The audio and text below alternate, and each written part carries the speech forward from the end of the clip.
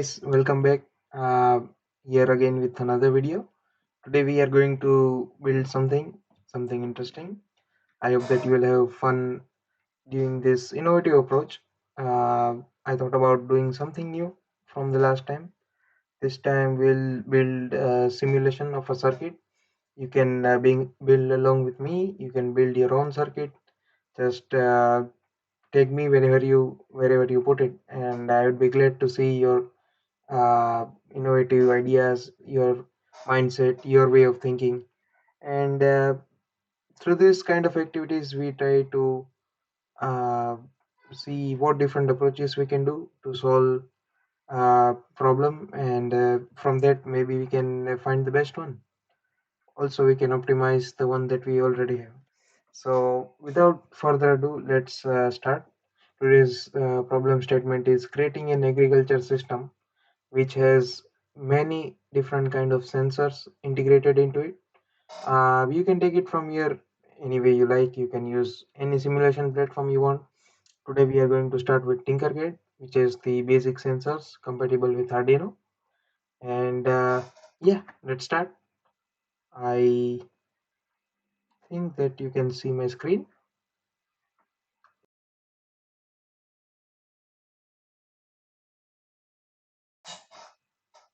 Okay, so I hope that my screen is visible. Let's build something. Let's start by the most basic component, taking the breadboard. I'll zoom in a bit. Okay. Now the next most important thing is the microcontroller.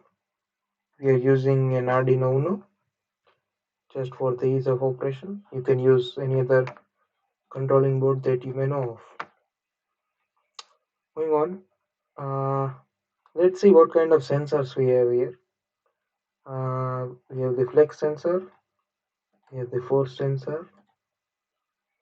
What else? We have the photodiode or the photoresistor. You can use either one. I'm going to use the photodiode because it provides us with the switching kind of mechanism on and off. I'll take the ultrasonic sensor, of course. uh, I'll take the soil moisture sensor also. What else can I take?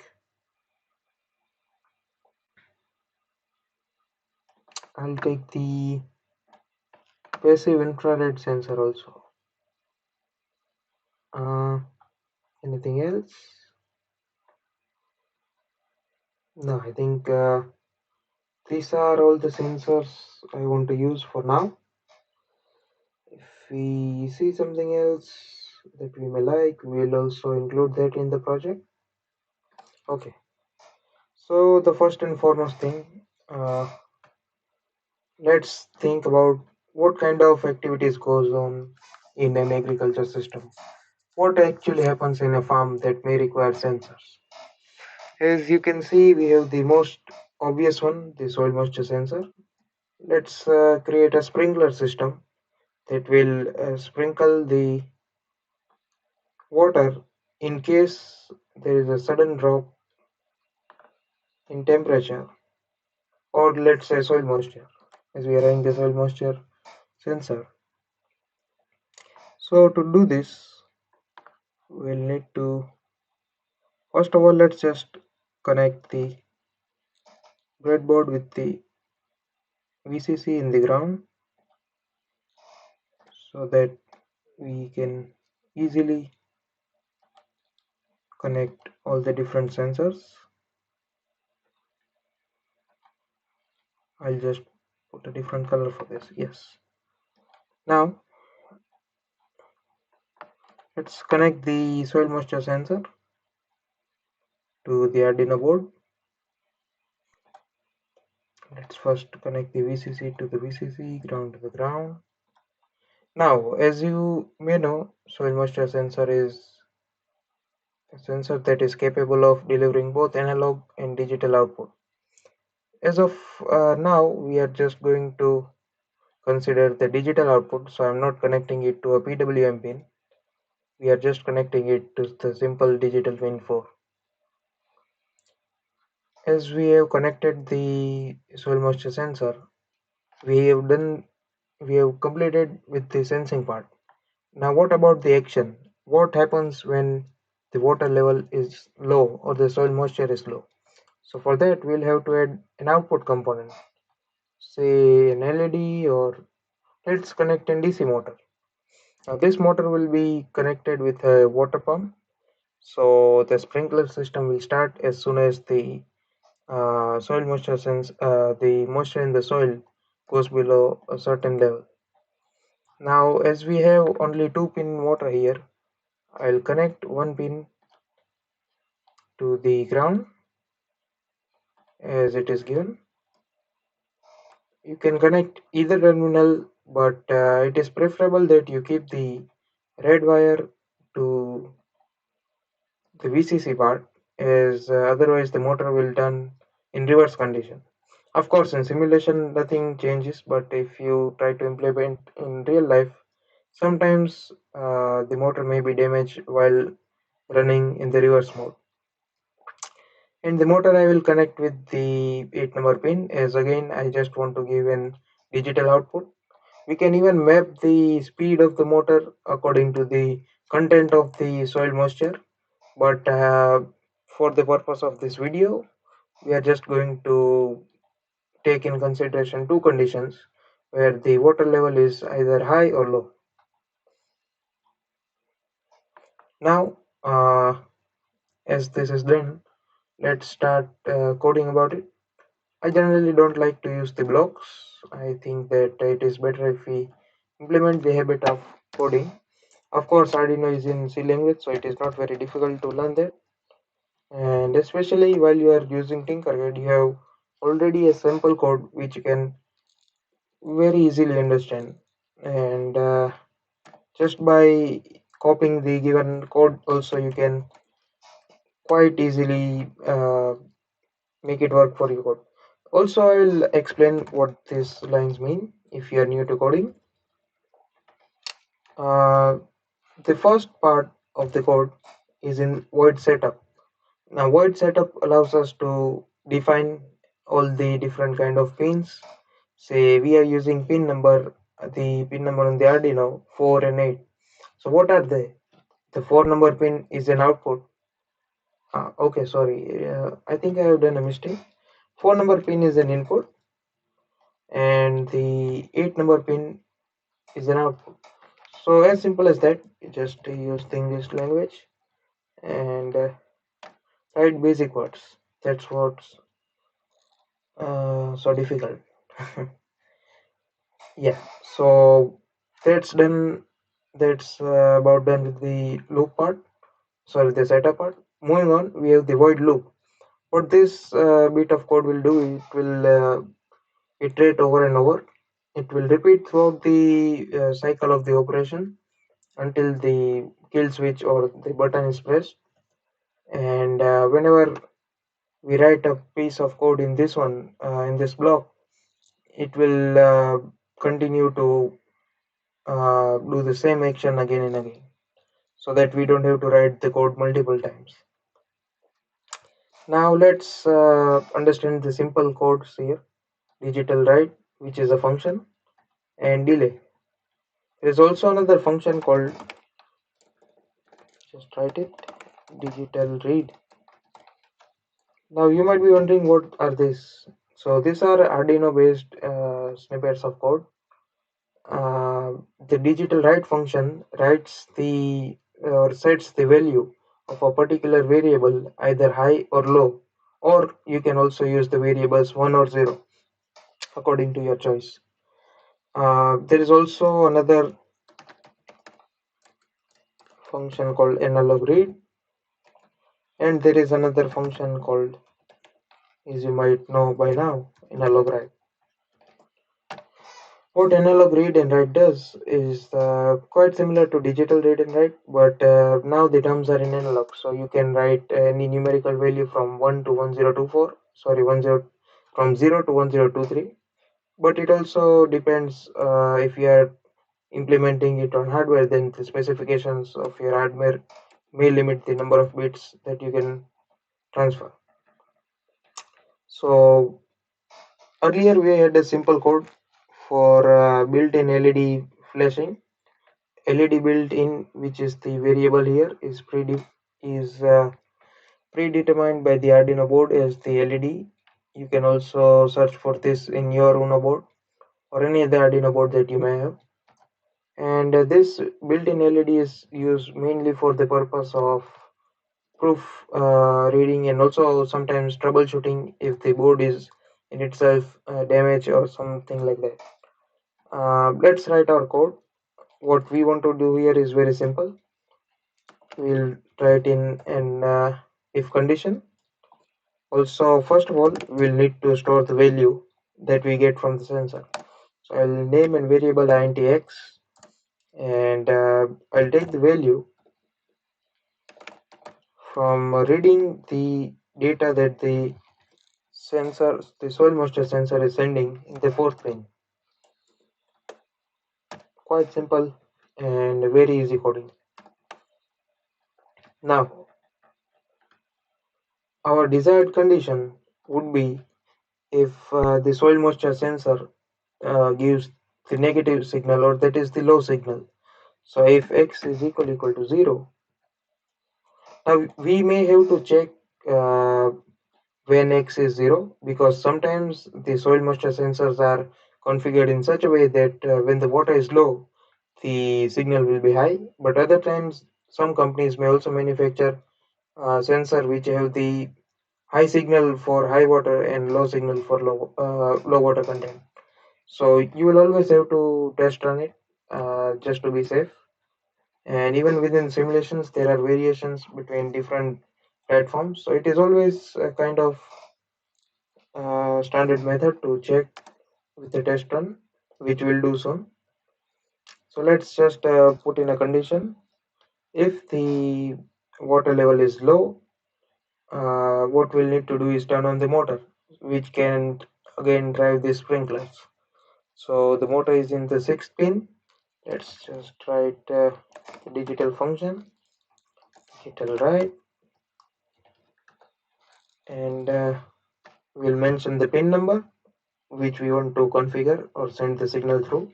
We'll either write 1 or high, both mean the same thing. Uh, Now what will happen if it's not the case? What in the else condition? What if the water content is present? We'll need to mention this, otherwise there will be an ambiguity in the code. It may or may not run in the simulation as per your desire, but when you are implementing in hardware, it will give the garbage values, and the motor may run. Motor may sometime turn off or turn on itself without the given signal. So it's always better to give both the conditions. And I'll just introduce a little bit of delay so that we can easily see the motor between two iterations. This is the delay value is in milliseconds, so 1,000 milliseconds is 1 second, as you may know. We'll input some small value like 400, and just to make it more readable. No, let's just first give it a test and then we'll see. Please also start along the simulations on whichever platform you're doing alongside with me, so that you may quite enjoy this process. As you can see, the motor is now running, and the RPM is the rotations per minute that the motor is running with that speed. As you can see, the sensor is in low water content mode. Let's switch it to high and see what happens. Surprisingly, the motor does not stop. Now we'll start with the most important part that you can do in electronics, be it simulations or be it through any other way. We'll do the troubleshooting. As I said, there will be an ambiguity generated whenever the signal is low. So we are writing the digital write function as high, but after that we are not decreasing its value, so that after each cycle it will again go back to the high value. So it is not again visible to us, so it may create a problem. The speed with which these cycles run is very high. Even within the fraction of seconds, the microprocessor would have run the same bit of code many times. Let's just introduce the delay inside this condition, so that every single time the digital write is set as high, we will get a delay of 400 milliseconds, and then again we'll turn the signal back to its normal value. And if it's low, then we don't have a problem with that. Let it be low. Also, I think I made an error here. Okay, so I think even this might not be needed, but let's just comment it out, because it is always better to follow efficient coding practices rather than let just trial and error method help you. And yeah, now let's see. I think the issue with the 1 and 0 was the main problem that was causing this error. Now I believe that we can easily modify the code. Is there some compilation error? Okay.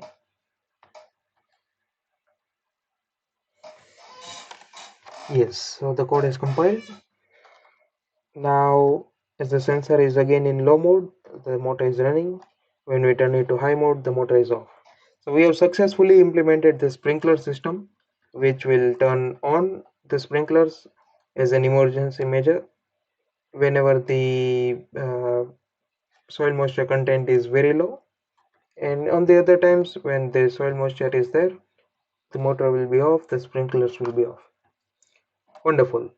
I hope that you have been following the code alongside, also implementing the simulation, and I hope that you learn something important with these basic concepts of C programming and also hardware electronics.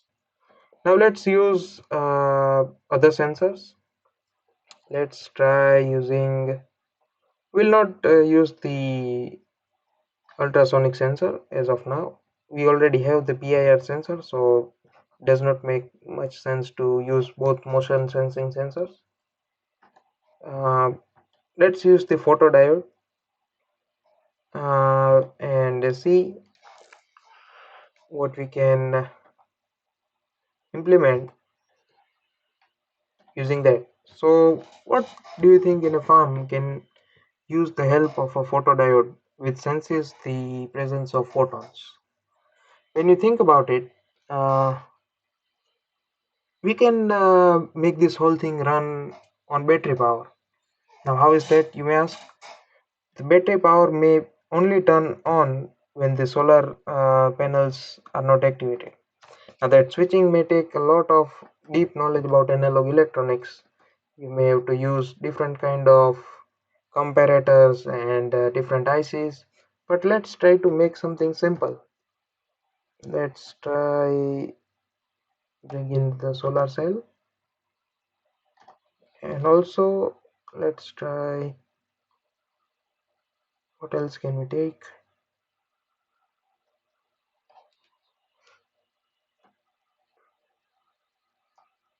Okay, let's keep it and as we are implementing just the sensors, I'll keep the peak voltage as 5 volt.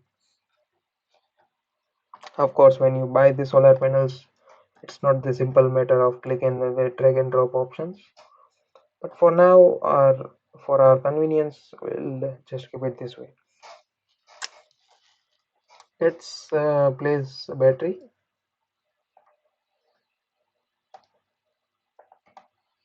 If we use the 1.5 volt battery in a combination of 4, we can have about 6 volts, I guess, but we want 5 volts, so let's uh, let's try with 3 batteries. That would give us 4.5 volts. Let's make it 6. It's That's not a big problem. The sensors are made to sustain that much damage, and even at about say 9 volt, 10 volt, not much damage is done to the sensors. What you really need to look out for is the ampere current. If you cross the field of milliamperes, then surely your sensors might burn up. It may also create a fire hazard, so it's always better to follow the recommended values. Yes. Now, what we'll do here, we'll connect the, let's connect the, okay. So let's connect the cathode, sorry, the anode, to the V in. What is V in an Arduino board? It just supplies. Okay, okay. I think it's my fault. Let me just redo this part. We don't have to add it to V in. We need a connector first of all. So let's find one. Something that can help us connect the battery to the Arduino board.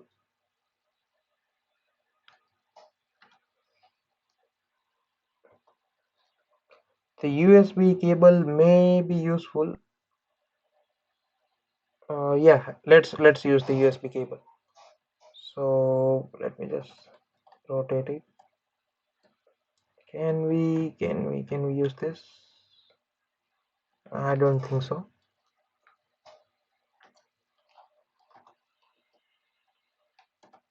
Uh, where is the power source thing? Where can we get it?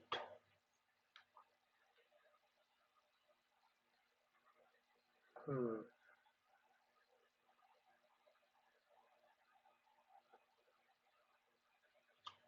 What can we use instead of the connector to the Arduino board so as to make our circuit run?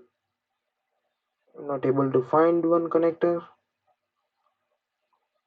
Okay, let's just look once more. If not, you can always implement it in hardware and see. Just a very simple process.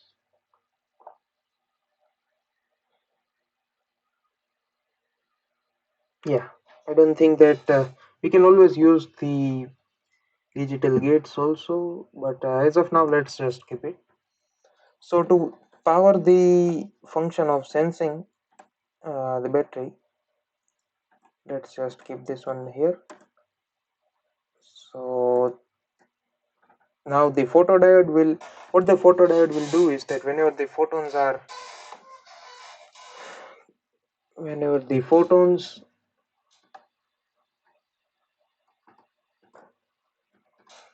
okay, just give me a second. Can we connect this port? No. Yeah, so photodiodes, the basic function of a photodiode is that whenever photons are hit on the metal plates, they start emitting photoelectrons, which are conductive in nature, and so that we may see the flow of electricity through the photodiode. You may have learned about this in physics. If not, please check it out. It's a very interesting phenomenon. It was known as photoelectricity. You can also search all the latest research done on it. Now, what we have here is the ground. I'll set the ground part to the ground of the Arduino, and the anode part, which will give us the 5-volt supply. We cannot actually input this somewhere. uh, I don't think that we can input. Yeah, okay, let's do one thing. Let's connect it to the solar panel. So I will connect it to the cathode.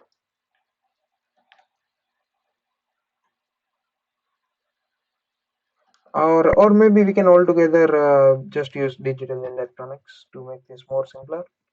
It is kind of dumb to use the uh, it's kind of dumb to use the photodiode if we have a solar panel which also acts like one. Let's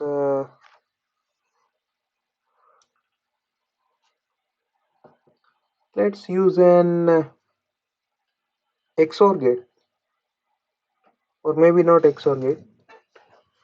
Let's use something different. What can we use? So we can certainly use some multiplexers, but we want to make it more simple.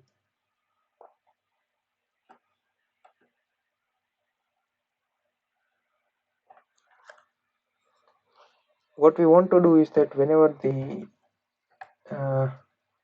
let me just show it here. Whenever the solar panel is conductive, it will pass the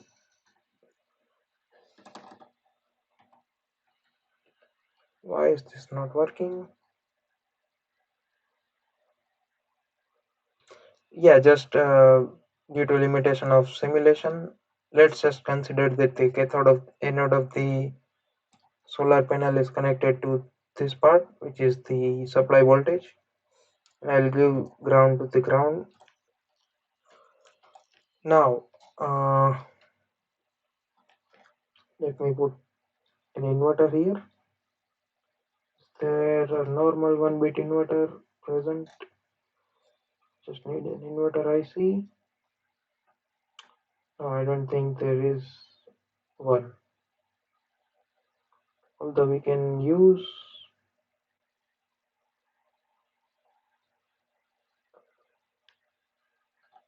you can always use an op-amp. Even that I think is not available.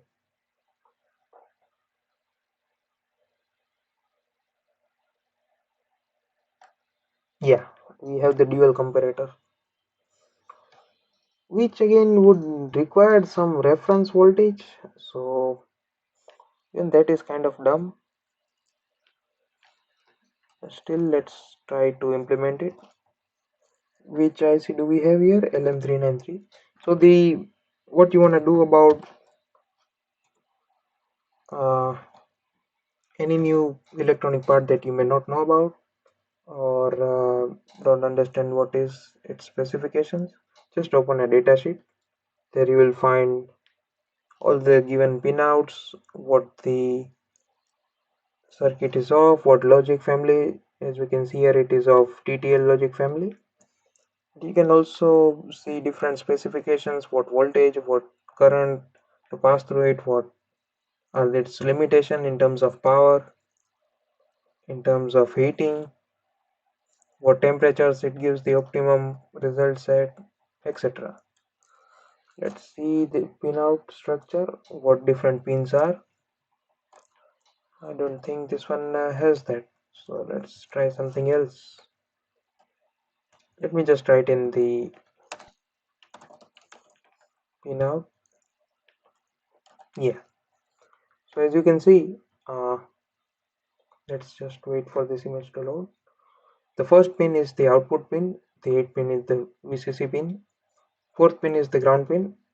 In most of the digital circuits, you'll find that the 4th pin is the ground pin, and the sorry, I'm having some trouble. Okay, yeah, the 4th pin is the ground pin and the 8th pin is the VCC pin. Now what this 1, 2, 3 and 7, 6, 5 mean? The 1 is the output of the first op-amp comparator. Now if you don't know what op-amp comparators are, don't worry, I will soon explain it. You can also find a detailed version in the next videos to come. We'll start a series for the analog electronics, where I'll teach you all the basic concepts of analog electronics, and then we'll move with the digital part. I hope that you are having fun. It may be a little bit tedious work than what we did in the past few videos, but believe me, this will be a lot more fun if you are doing alongside. And I just hope that you are having fun. Let me see. Okay, IN1 plus. Okay. So what you want to do is that in the input 1 plus pin, you will give the first input, and the input 1 minus pin, you will give the reference voltage. So let's do something. Uh, let's give the reference voltage as the other cell. This way we can make sure that whichever one is the higher will give the output. Now what is the output, you may ask? The output is just the input VCC signal. So for this one we just need 5 volt. So just let's connect it to the solar panel. Now there is a limitation for this one, which may mean that if the solar panel is off, this IC may not even work. But as we have very limited hardware components, just for the sake of simulation, I am trying to implement this. If you want to skip out with this part, that's totally fine. We are having a lot of issues with the simulation, so I would even recommend you to not try to implement this if you don't have the prior knowledge. It's kind of haywire structure as of now. Working with simulations like Tinkercad are just good for uh, trying to implement the basic circuits, and more of like an educational tool. We'll soon proceed on with the real industrial tools like Multisim and Proteus, and also for digital dates, uh, which give a cutting edge in the processing power and also have many options in terms of sensors and other parts. So that way we can have a lot of fun. We can implement different parts and see how things go. So yeah, as I was saying, we'll compare the other part the same way. Here I will take the battery as the plus. Okay, sorry, there's some misunderstanding in the pinouts. Yeah, so here I will take the second plus pin as the input, and the solar power, let's just connect it in the power as we are, it's as it's the same thing.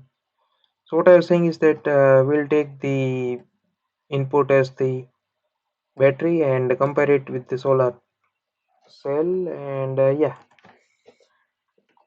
let's take an OR gate. If you may note the truth table of the OR gate, it is 0 0 0 0 1 1 1 0 1 1 1 1. What that means is that if either of the outputs is 1, or the input of the OR gate, the output will be 1, and even if both are 1, the output will be 1. Now if we want to further optimize this signal, we may have used the XOR gate, in which both 1 1 and 0 0 conditions are 0, but as of now we have no such requirement, so let's just use the OR gate.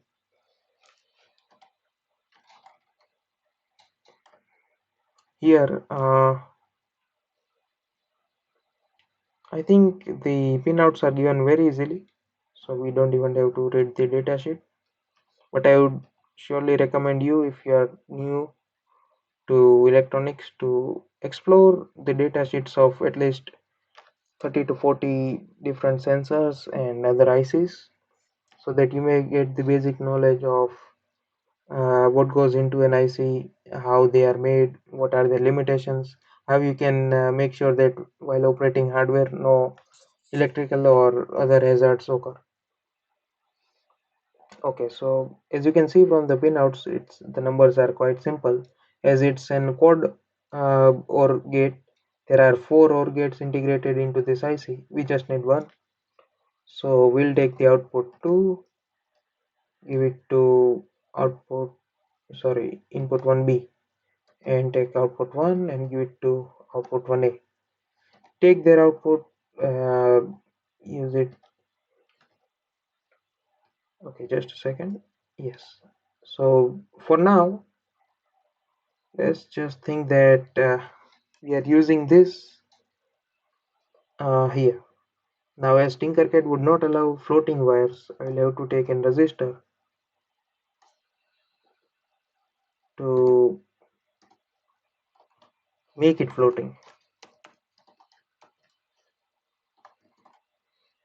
So just let's just make this resistance as null.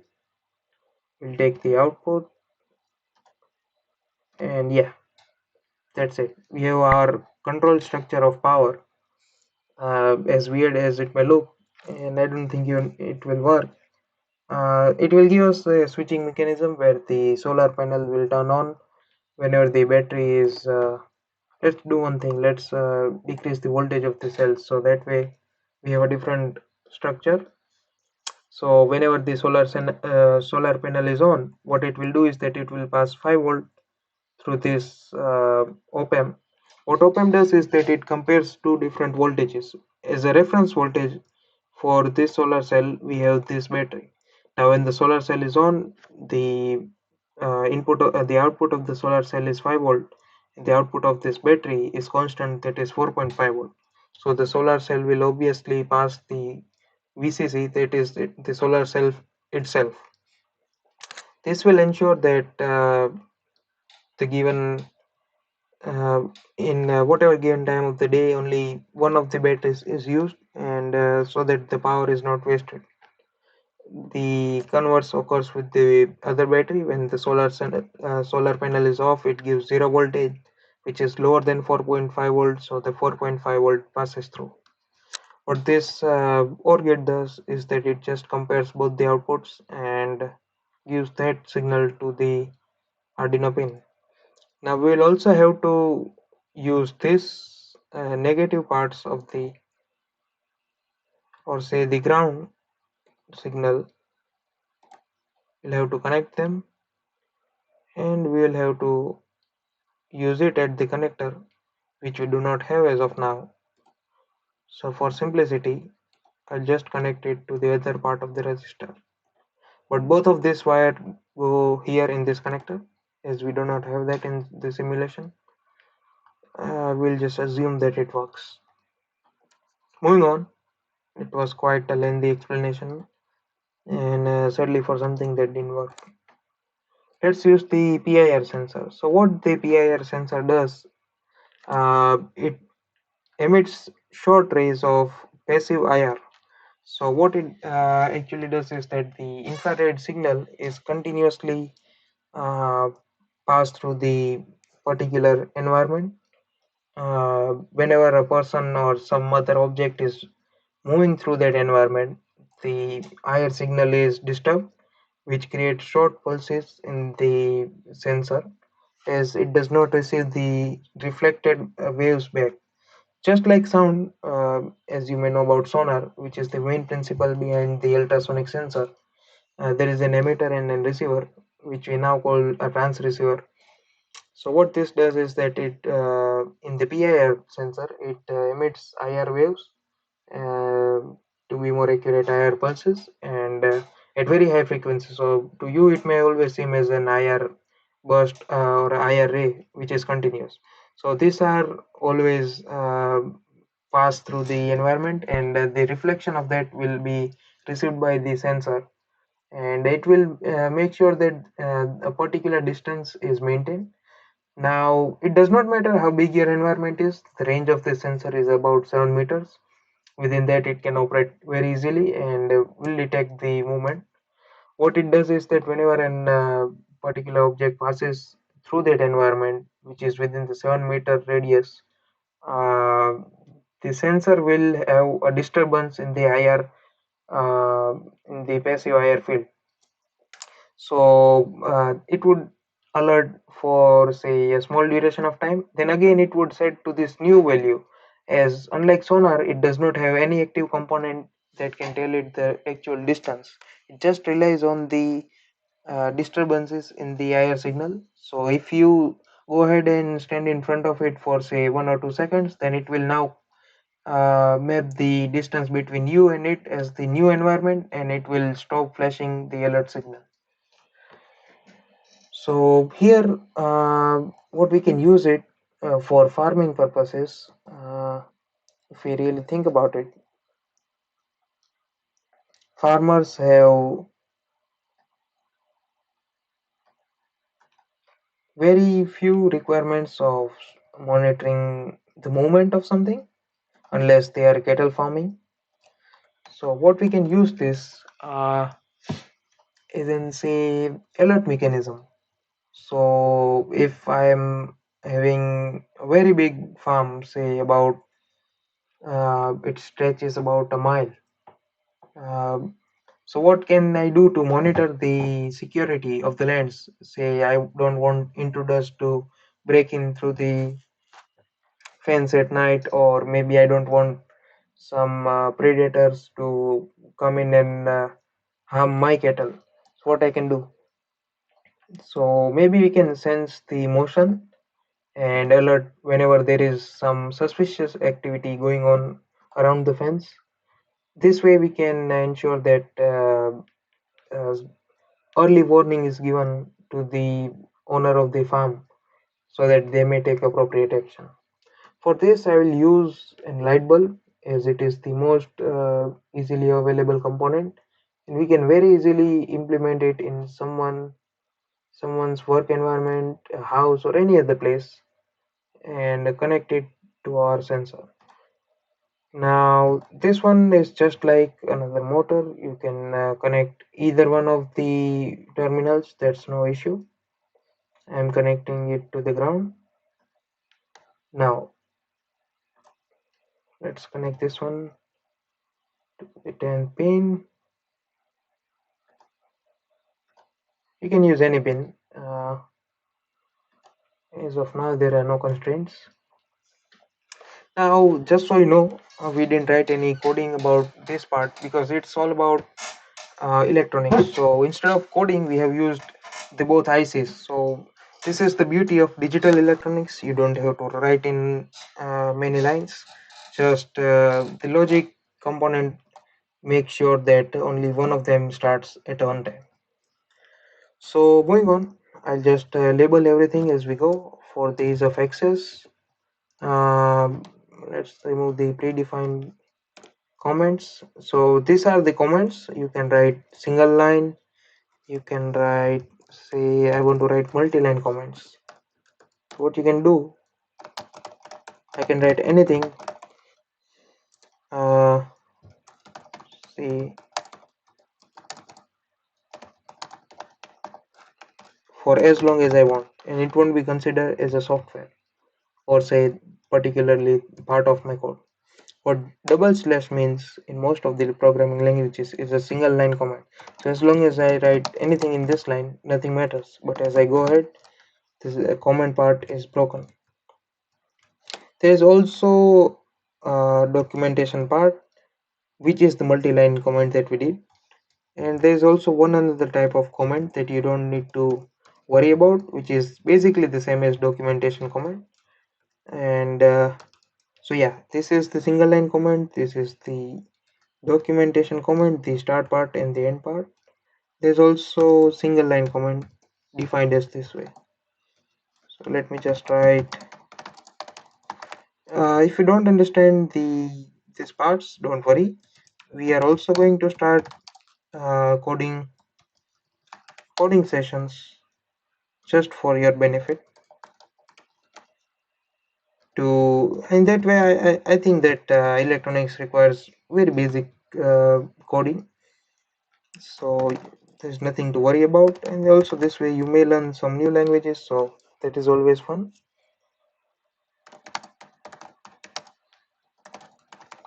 Yeah, I think that you might understand the difference by now.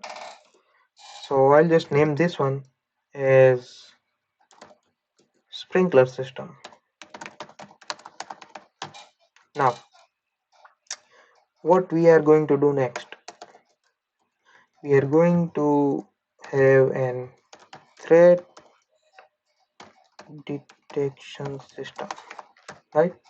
So within that, let's first of course, the most important task is to define the pins. Rest all is just very easy logic compounds.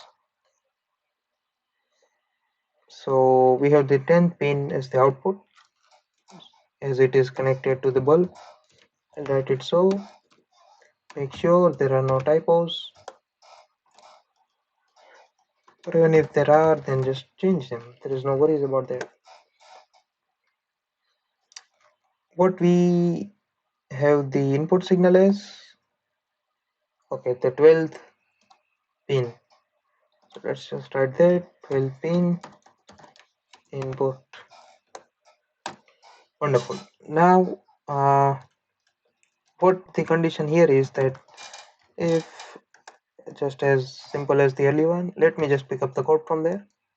But I would prefer that you write down the code just to get your flash memory into work, or say the muscle memory. And what we have to read here is the 12th pin. And actually, what we can do here is using the PIR, we can also get the analog values. But for the ease of our operation, we'll keep it as digital. So let's just write, if there is no movement, the output is 0. That means no light bulb on, or the off condition of the light bulb. And if that that is the other part of the if, which is called an else statement, which I think you might know of. Or even if you don't know about coding, I think at this point you would understand the basic complement to the if. So yeah, I think this will work. Let's try this out. Okay, some syntax error. Okay, so we have not defined the variable. Try to avoid using the same variables, as this may cause ambiguity in your code. Now let's see if our system works. Right now there is no movement, so the light bulb is off. I make some movement, the light bulb does not turn on. Okay, so what is the cause of this? Let's try and see if we can make it somewhat different. Let's get the analog value, and let's see if,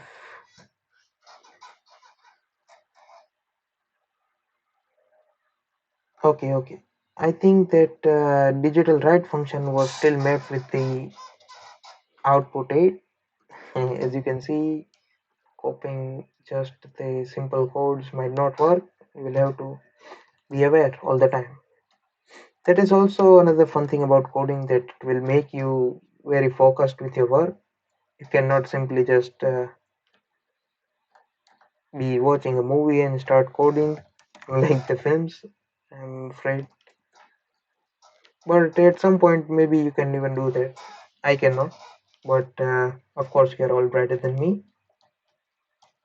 Yes, so as you can see, our system works. Now, as I said, the PIR sensor after some time will map the new distance between the sensor and the object as the environment, and will stop flashing.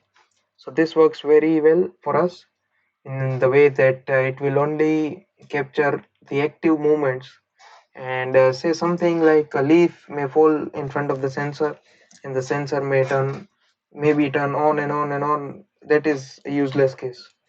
So it is better that if we can track the real-time movement, then say a tiger or a coyote may be moving, prancing around the fence. So that way we may know in the early situation, and also make sure that it's not a false alarm. Now what we have here is something special. This is a flex sensor. Let me show you a video if possible.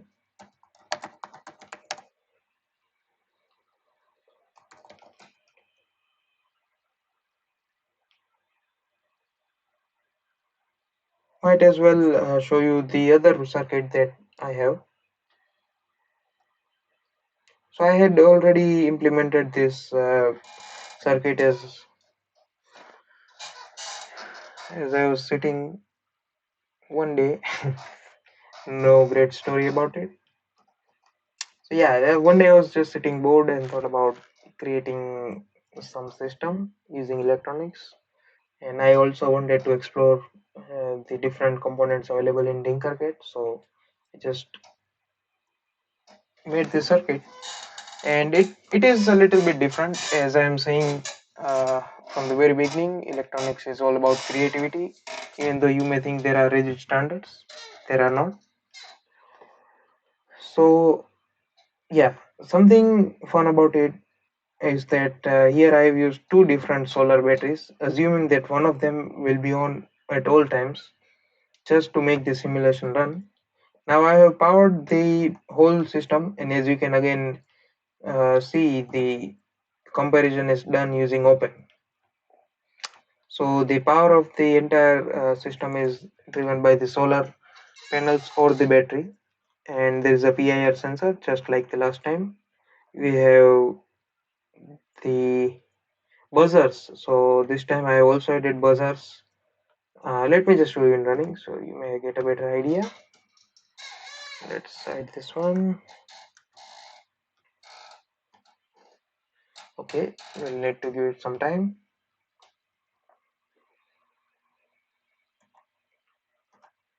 I think there is some sort of error. Yeah, it is working. So what will happen if the PIR sensor is moved? This the light bulb will turn on, and if I'm sure about it, yeah, okay. So the light bulb is turning on.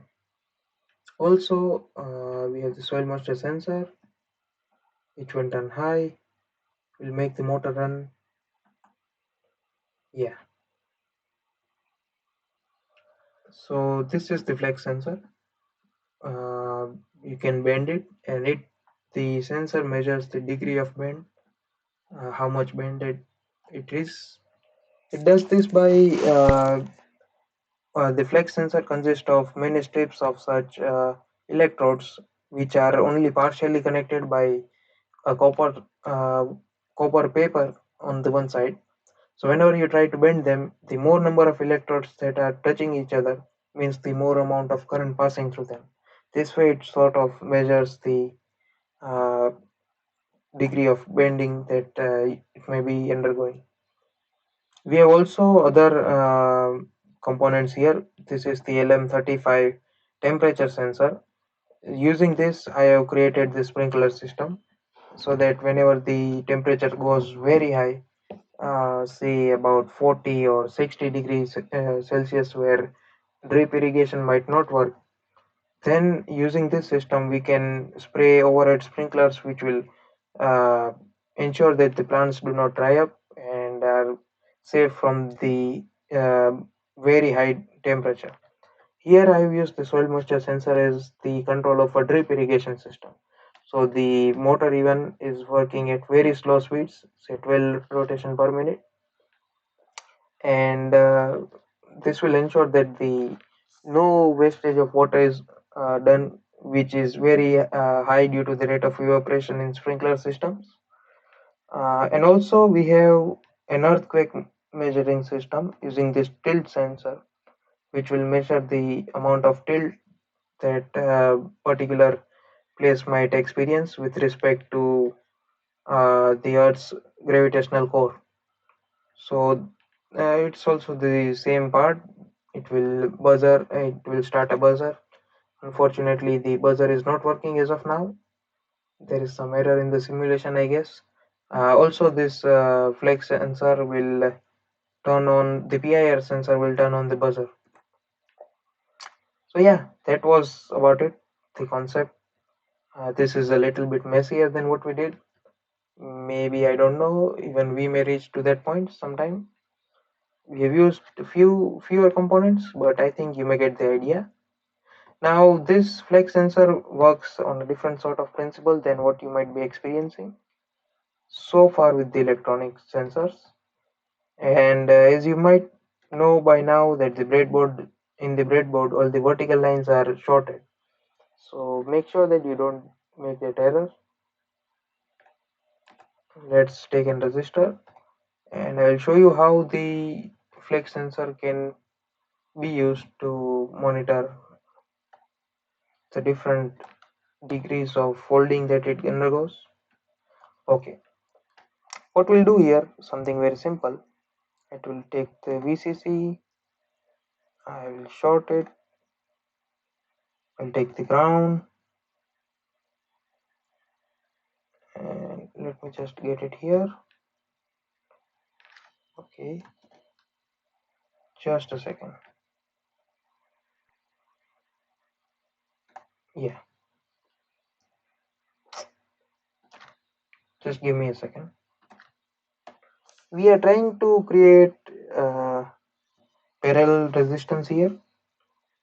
This way we can measure the difference in the voltage. Kind of we are generating a or creating a voltage divider circuit, and yeah, so I will take the VCC and give it here to the resistor.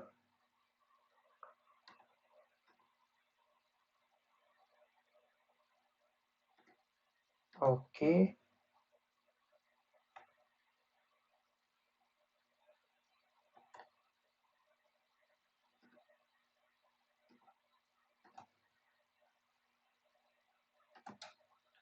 let me just see that reference real quick. I think there is some error that we are making, but I don't know.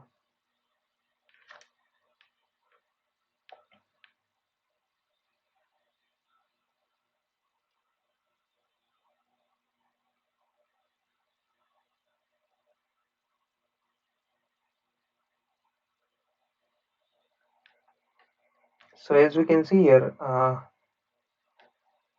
we are taking the signal, okay, and we are taking the ground.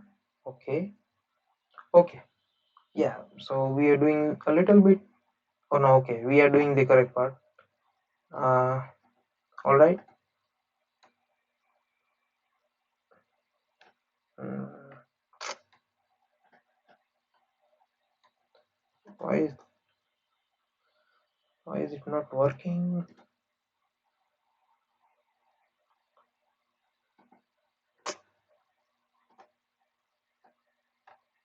Okay, yeah, I think it will move this. Okay, so what we'll do here, we have created a voltage divider network where VCC will pass through. Is it ground? Okay, sorry. VCC will pass through the sensor. It will give the signal back to the resistor. The resistor will connect it with the ground, but the passing of the resistor, the signal through the resistor will ensure that there is parallel voltage divider network circuit being generated. Yeah, as we can see here, we have successfully made the flex sensor. Now this may require a little bit of mathematical understanding of how the values of resistance and the voltage divider network are calculated. If you already know a bit about physics, you might understand that R1 cross R2 by R1 plus R2 is how you map the resistance, and using that you can uh, calculate the value of the voltage. Just try. If you hit an error, if it works, so be it. If not, no worries. Now again we are taking the input in which pin number, let me just see, 7. Okay, so we'll have to define that, and the 7 pin we'll write as input. Also we'll need to see some output of this, what it really is. I'll let you know just in a second. In the excitement I forgot to introduce what we are going to do with this one. It's very interesting application, something that I thought a lot about. I hope that this does get implemented someday, or maybe it is, I don't know. But so what we are building here is a fence protection system. uh, More of, I would give it the name of intruder alert system. So this flex sensor will be integrated into the fence in such a way that whenever they, if you might have seen real fence on the farm, then you know that there the pole and the fence horizontal bars are at 90 degrees. So we'll set this flex sensor at 90 degrees between them, and whenever some intruder, some animal, say a bull or some other someone who is trying to rob the animals or the cattle from the owner, tries to break through the fence, flex sensor will unflex, and from the 90 degree it will go back to 0 degree or 180 degree, whichever you may select. It will go back to the state condition, and this way we can sense the difference in the rigidity of the fence. When it is broken, we are already aware that someone is trying to break into our uh, farm. So I'll name it into the alert system. What inside it will do is that, okay, I think this is some other function. Yeah. So what we'll do with this alert, with this 7-pin number, let me just quickly put something as an output. Say we have not used an LED so far, so let's just use an LED. Very simple connections. Anode to the 11th pin. Oops, the battery is low. No worries. The anode is the 11th pin. We'll use the ground here itself. That's not a problem. Yeah. Okay. Let's declare a variable, say k, and using k we'll store the value of say the flex sensor's degree of bend. We'll once again use the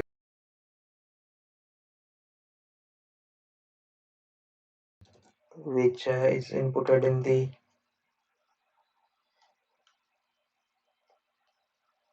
10th pin, I guess. No, okay, it's the 7th pin. Yeah, kind of having a short memory. Okay, 7.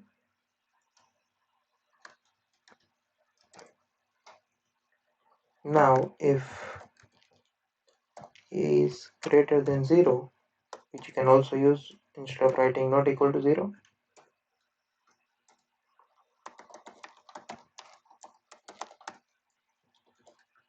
once again we are just sensing the digital signals.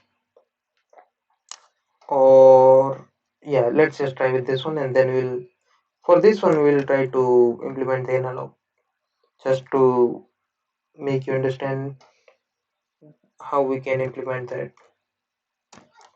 So yeah, if it's greater than 0, then we'll need the signal to be high, else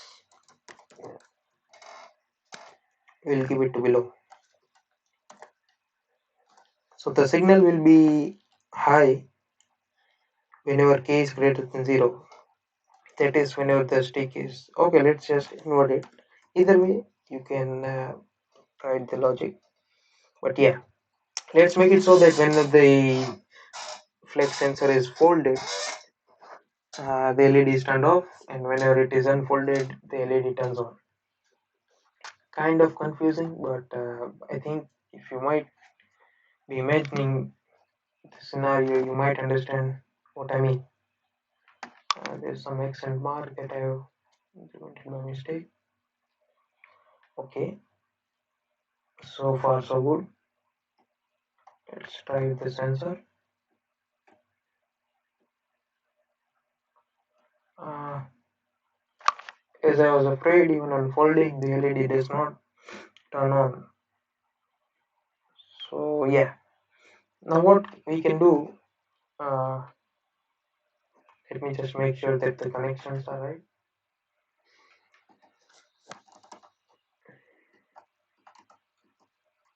Okay, I think there is some sort of okay.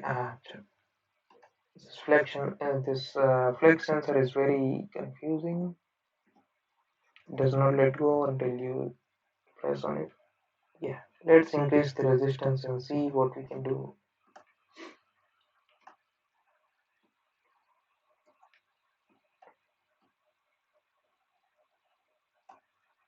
Still no effect.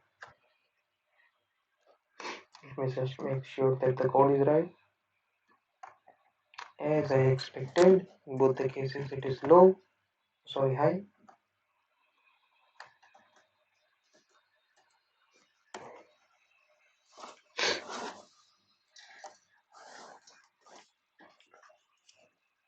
In this one, I am quite a bit afraid that the flex sensor will pass on some sort of signal in either case.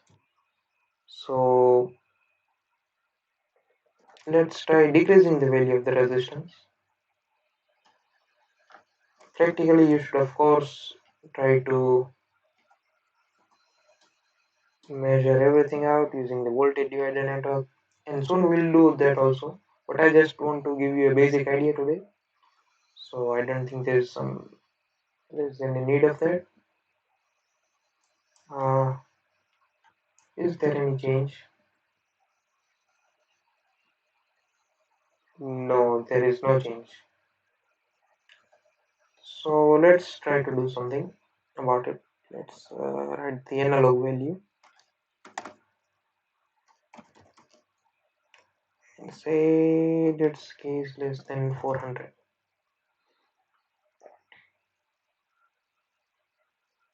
And yeah, output we can give it in digital, that's no problem. LED can be turned by the digital signal. So you now I don't think the LED is changing much. Let's try to manipulate the resistor once more. Say I want to go at 1K. Does that make a difference? It seems not. Okay.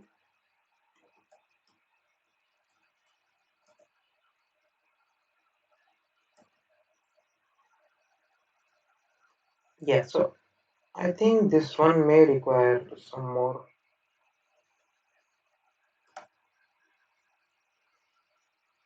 This may require some mathematics. You cannot just do it by hit and trial method. But I think you may have understood the idea and really learned something about electronics, little bit about digital electronics, but mostly about analog. Even in that, more about the sensors, the Arduino, how to do the connections, what are the basics of C programming, especially the machine level, the C level language. I will not call it machine level. The Arduino board, how you can program it, what different functions are available. So yeah, I think we have made a quite good system here. I'll upload this code and this simulation along with this video. You can find it in the description. Also, I'll post a copy of this simulation, which is a better example, I think, because of the complexity that we have included 5 different sensors. The power system is very good, things like that. But I hope that you learn uh, how to operate the sensors, how to interface them, and even if you just are confused with very silly or small doubts, please feel free to post it in the comments. We are more than happy to help you. I am more than happy to help you. And I think that goes for the end of this video. It was fun. See you next time and keep learning.